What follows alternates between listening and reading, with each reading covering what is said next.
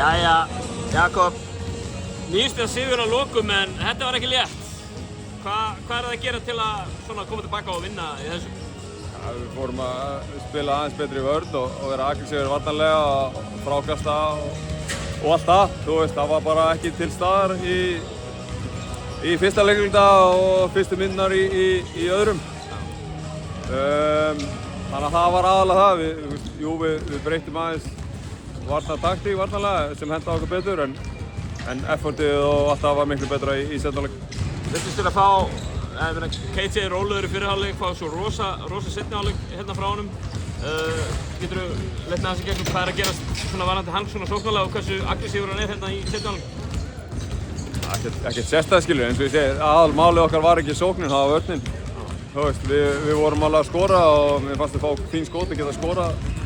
Þú veist, fá góða sóknir og hérna slúttaði vel allan tíman. Það var aðalega þetta varnardæmi sem var að byrja með, sérstaklega til að byrja með. Og svo alltaf kemur það í seinni hálfleik, hann skora meira bara því við spilum betri vörn og við fáum hraðaflaup og öðru körfu þannig.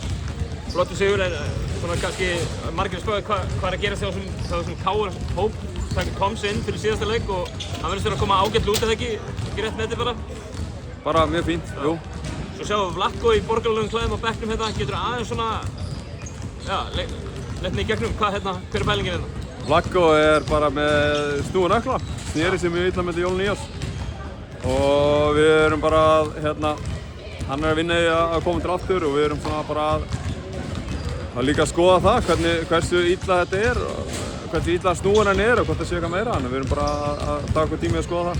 En hann er þá 5. erlendi leikmann í liðinu, ætlið þið þá að spila einhvers konar skipt inn á í hverjum leik eða hvað? Nei, við verum ekki þar. Þetta er staðan, við erum með 5, einn er meiddur og vitum alveg hvernig fer með hann, þannig að við erum bara að nýta tíman í að sjá hvernig þetta mun þróast. Kæra þakki Jakob og gangi ykkur vel með framhaldið. Eða bikarinn um helgina ekki? Mánudaginn bikar. Breiðablik heima. Sýndu þið henni ekki í unn? Algjörlega. Kæra þakki.